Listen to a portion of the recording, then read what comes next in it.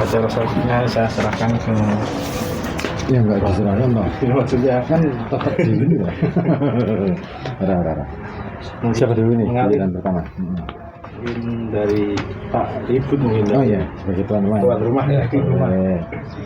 Ya baik, assalamualaikum warahmatullahi wabarakatuh. Alhamdulillahirobbilalamin. Apa ya? Kita patut bersyukur ya, karena sore hari ini menjadi momentum yang luar biasa bagi para pegiat literasi, terutama di kota dan kabupaten Pekalongan. Karena ini sebenarnya agenda yang tidak teragendakan, ya toh. Agenda yang tidak teragendakan. Pak Heru ini beliau tadinya sebenarnya hanya mengisi seminar di Unikal, tetapi tak pikir-pikir maksud sih ora dijelek ya. Nah, eman-eman gitu. Kita manfaatkan waktu beliau. Matur nuwun Pak Heru atas kesediaan waktu untuk hadir di sini di markas besarnya Oma Sinau Sogan. Dan akhirnya jadilah ruang diskusi ini. Nah, saya juga matur nuwun juga untuk teman-teman yang bersedia hadir di sore hari ini, meskipun mungkin yang lain masih pada nyusul di perjalanan. Nah, yang paling penting adalah sore ini kita mau ngobrol santai saja mengenai bagaimana sih sebenarnya gerakan literasi di daerah kita, terutama di kota dan kabupaten Pekalongan. Karena di sini juga ada yang dari Batang. Oh itu. Masih suka Batang. Kok tapi Batangnya dhuwur. Radanya. Bandung ya. Bandung, Bandar Gunung. Yang sampai hari ini belum terbentuk ya struktur forum TBM-nya. Nah, belum ya? Belum. Nah, itu. Kita coba nanti itu. Nah, apa ya? Aku mau menyampaikan apa ya? Sebenarnya kalau kita bicara tentang kegiatan literasi atau gerakan literasi, saya yakin sebenarnya kalau misalkan secara komunitas di kota Pekalongan ini sudah banyak lah yang melakukan itu, bahkan di luar TBM, Pak Heru. Salah satu yang saya soroti adalah komunitas buka buku. Nah, komunitas ini menarik bagi saya karena mereka itu punya rutinan untuk selalu membedah buku, dan itu rutin dilakukan intens seberapapun orangnya. Wah, itu sing asik meneh ning kono. Cirebon Apa ini? kota Cirebon kayak Gitu ya. Nah, itu di sini juga begitu. Mereka tuh selalu kumpul setiap hari Ahad Minggu itu di Monumen Juang 3 Oktober 45. Nggak tahu apa alasannya mereka memilih lokasi itu. Apakah mungkin bermemorabilia tentang apa ini peristiwa berdarah 3 Oktober itu tadi, sehingga mewarisi wiroh perjuangannya, ataukah karena mungkin di sana mereka menemukan kenyamanan. Tetapi paling tidak saya melihat bahwa gerakan mereka semakin hari semakin apa ya, membesar, cuman kurang sporadis. Nah, ini sing jadi persoalan. Gerakan literasi di Kota Pekalongan itu masih tertumpu pada pada apa ya, titik-titik spot-spot tertentu di komunitas-komunitas tertentu. Oke, kalau misalkan kita pakai skala yang lebih besar, mungkin itu bisa dilihat sebagai sporadis, aksi yang sporadis dan masif. Tapi apabila kita perkecil skalanya, akhirnya loh kok di sini aja gitu loh, nggak kemana-mana gitu loh.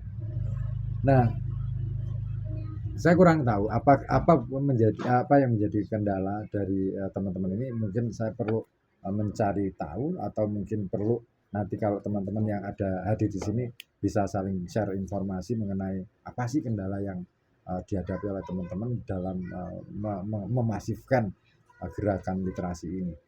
Nah, sementara yang terlembaga ke dalam katakanlah TBM atau mungkin perpustakaan desa atau perpustakaan kelurahan,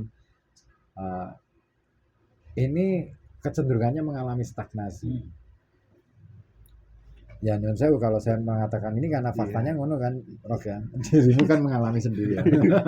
Stagnasi ini karena mungkin kurang dihajar gitu loh ya. Nah aku nganani mungkin kurang menghajar diri, dia remuk tenanan sehingga akhirnya nggak cukup apa ya mampu menangkap peluang-peluang baru gitu. Terus di samping itu hampir rata-rata pegiat literasi di kota ini kan mereka boleh dibilang masih dalam usia produktif yang mereka harus mencari penghidupan. Nah itu yang akhirnya menjadi problem yang sampai hari ini pun masih menjadi pertanyaan besar yang belum saya katakan belum menemukan jawaban. Nah akhirnya terutama TBM kalau yang saya amati akhirnya TBM sebatas menjadi tempelan, istilahnya sebagian ya, tidak semuanya. Hanya sebenarnya kegiatan yang dilakukan memang ada kegiatan rutin, tapi biasanya itu terlembaga menjadi lembaga yang lain, misalkan TPQ, TK PAUD, nah, atau yang lainnya. Terus kemudian TBM hadir di situ sebagai penyokong. Nah TBM-nya sendiri nggak begitu hidup akhirnya, yang hidup adalah TPQ-nya misalnya. Nah, iya kan, begitu ya. Polanya kan selalu seperti itu. Dan yang uniknya lagi, karena kita hidup di era pragmatis, ini yang paling bahaya. Ini bagian paling sensitif nih. Corporate harus mendengar ini. Ada perwakilan corporate soalnya. Syukur-syukur ono CSR kan Pak. Nah, yang paling sensitif adalah isu mengenai katakanlah misalkan kita datang ke sebuah TBM itu selalu yang ditanyakan adalah kira-kira ada, nah gitu loh, ada dalam tanda petik bantuan apa ya? Selalu seperti itu. Makanya nggak heran ketika barusan ada Zoom tentang sosialisasi bantuan pasti rame. Tapi coba deh kalau Zoom tentang bagaimana menata mindset agak sepi. Tak kira itu mungkin gejala umum masyarakat Indonesia secara menyeluruh bahwa kita hari ini sudah terdidik untuk menjadi orang yang terlalu berpikir praktis bahwa segalanya adalah biaya. Saya tidak akan bilang uang ya, karena biaya itu bisa bentuknya yang lain. Segala sesuatu ada ongkosnya. Nah maka lupa bahwa pemberdayaan cara pandang, cara pikir itu juga ongkos yang lebih mahal daripada yang dikeluarkan. Nah, ide, gagasan, terus kemudian mengeksekusi ide sampai pada akhirnya mampu memberi sesuatu atau melakukan sesuatu itu jauh lebih mahal ketimbang berbicara tentang saya dapat apa gitu. Nah, itu yang kayaknya menjadi PR-PR yang perlu saya laporkan kepada Bapak Ketua PW Forum TBM Jawa Tengah. Laporan ini laporan formal. Nah, tekani pejabat. ini ditekani pejabat tenan loh ini.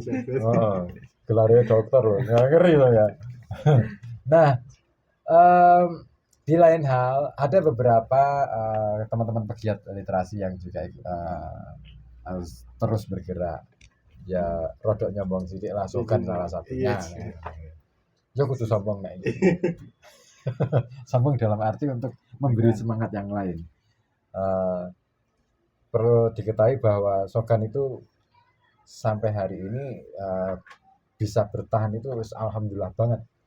Karena biasanya komunitas yang berbasis non senang-senang biasanya gampang tumbang. Gitu. Komunitas musik itu bisa bertahan lama karena mereka senang-senang. Ya kan? Tapi komunitas Sogan itu dulu teater. Komunitas teater hampir bisa dikatakan wes toh umur 5 tahun ke sampai banget. Apalagi teater kampung misalnya. Kalau teater kampus masih lumayan lah karena disokong oleh kampus gitu kan. Ada regenerasi yang secara terus-menerus berkala itu bisa dilangsungkan. Nah, bagi kami yang ada di luar sistem apapun itu, nah itu yang menjadi tantangan. Maka sejak kami keluar dari kampus tahun 2015 sampai sekarang berarti pirang tahun? 10 tahun bertahan. Oh, itu butuh energi yang luar biasa, butuh energi keikhlasan yang luar biasa. Tangisan gede tenanan ya. teman-teman terutama Mas Andika, Mas Ridho, sing tua-tua iki ya Allah aku kadang kala mikir aku ki kenapa sih mau menghidupkan ini wong ini tuh nggak bisa menyejahterakan keluarga mereka masing-masing gitu loh. Itu yang saya kadang-kadang nggak enak, bahkan pernah sempat juga wes tosokan bubar wae ra wes gitu. Daripada nambah-nambahi dosaku loh, beban gitu loh. Capek gitu. Dilema loh Pak, saya itu dilema. Di satu sisi aku senang ada ini masih bertahan, tapi di sisi lain ini keluarganya gitu aman ora ya gitu loh. Kalau keluarga nggak aman, aku nanggung dosa loh gitu loh. Karena membuat orang tidak sejahtera. Sejahtera itu kan bukan dari hanya dilihat dari berapa dia dapat ya, tapi apakah orang-orang rumah itu merasa nyaman, tentram di rumah lah, itu kan juga kesejahteraan yang tidak pernah diukur gitu. Nah itu yang kadang-kala membuat akhirnya wes lah bubar wae. Sampai saya pernah ngelarang Mas Andika tuh mau bikin PKB tak larang kalau wes toh ngapain ngono-ngono nambah-nambahi beban. Nekat dia ya wes saya angkat tangan, maksudnya angkat tangan ya berarti itu coba deh ini dijalankan ya meskipun terseok-seok tetapi saya sangat menghargai keistiqomahan teman-teman yang ada di sini sedulur-sedulur Sogan. Dan yang menarik itu ternyata dari perjalanan yang sudah dilalui itu untuk menemukan orang mengajak untuk bisa menjadi volunteer gerak bareng-bareng nggak gampang Pak. Iya pertama gitu daftar itu kasih deh dari siji dari loro tapi itulah proses pembelajaran dan saya sangat mengapresiasi adanya dua orang yang di samping itu yang selama ini setia menjadi volunteernya Sogan Mas Wildan terutama beliau ini anak SMA tapi sudah mulai berpikir untuk ya ke depan gitu loh. Itu luar biasa. Sudah ketampo. Alhamdulillah. Wes seneng ya lega ya. Wes ngabari Bapak Ibu dong. Oh ngabari soal saiki. Oh langsung balik ya wes. Nah itu Mas Wildan ini luar biasa. Dari menemukan Mas Wildan itu adalah ibarat menemukan mencari jarum di dalam jerami. Susah, enggak gampang. Dan neng apa ya? Kalau kita bicara voluntary, selalu deh orang-orang yang siap untuk menjadi volunteer dan sungguh-sungguh menjadi volunteer, ngapunten, hampir rata-rata strata ekonominya, strata sosialnya middle low, jarang sing middle high. Jadi kan kini menangis bareng dan menderita bareng toh. Iya kan? Ngeluh bareng ngono lho. Dadi aku kadang lagi kok nemune sing ngene maneh ngono ya. Ya enggak salah ngono berarti ora salahin nasib ya. Tapi apa ya? Kita perlu orang-orang yang sekiranya sudah cukup settle, sudah cukup mampu untuk sehingga dia mau apa itu kan wis selesai gitu. Ini yang menjadi PR sebenarnya. Apakah karena kita yang kurang berkelas itu loh gerakan kita yang kurang berkelas atau jangan-jangan kita nggak bisa mengikuti tren yang mereka selalu mereka ikuti kita nggak bisa nge-hype gitu loh kalau istilah anak sekarang nah ini kan yang jadi kenapa ya nek nemu bocah sini oh iya sangel iki arep dijaluki patungan kan ra iso to Pak. Isone dijaluki pikir karo rasa. Tukar rasa karo tukar pikir lho. Aduh iki berat iki. Itulah gejala-gejala yang muncul di sosiologi masyarakat Kota Pekalongan dan tak pikir ya di hampir semua daerah akan seperti itu mengalami seperti itu karena dan sebenarnya dengan membaca gejala itu kita akan mengetahui bahwa ternyata kesenjangan ekonomi, kesenjangan sosial itu ada, nyata gitu loh. Dan cuman kita nggak ngerasain aja. Kita wis lillahi ta'ala lah, carane ngono-ngono meskipun nasine ki sanggate tenanan ngono gitu. Nah itu. Oke. Saya kira itu yang bisa saya sampaikan nanti. Ini forum Gundu Rasa wae ya. Jadi men apa ya teman-teman yang lain bisa saling berbagi tangisan gitu ya. Saya kira itu. Mohon maaf kalau misalkan ada yang kurang-kurang, ada yang salah-salah. Terus assalamualaikum warahmatullahi wabarakatuh. Terima kasih Pak Riki. Ada yang mau bertanya atau lanjut? Lanjut dulu dong. Ya Pak Yoga silakan. Baik. Bismillahirrahmanirrahim. Assalamualaikum warahmatullahi wabarakatuh. Waalaikumsalam. Alhamdulillahirabbil alamin. Wa bihi nasta'inu ala umuri. Allahumma shalli ala sayyidina Muhammad wa ala sayyidina Muhammad wa shalli wa sallam wa tatan lisani sekitar 2 hari lalu itu saya masih di Serpong. Kebetulan anak saya yang sekarang lulus itu ada acara perpisahan. Gitu. Nah, isi Mas Barok ngingetin, Pak, acara ini gitu ya. Terus istri saya juga ngingetin kalau mau itu bikin materi lah, walaupun catatan sedikit. Saya pikir nih momentum yang tepat karena saya ingin berbagi ini dengan Mas Ribut terutama gitu ya. Kebetulan juga Mas Heru hadir. Saya tahu sepak terjang Wadas Kelir bagaimana gitu ya. Saya udah pelajari beberapa hal bagus sekali. Kenapa saya merasa ini momentum yang tepat ketemu Mas Ribut membicarakan ini di sini gitu ya, tentang literasi Pekalongan Raya. Jadi Pekalongan, Batang, Kabupaten dan Kota Pekalongan. Karena ini saya lihat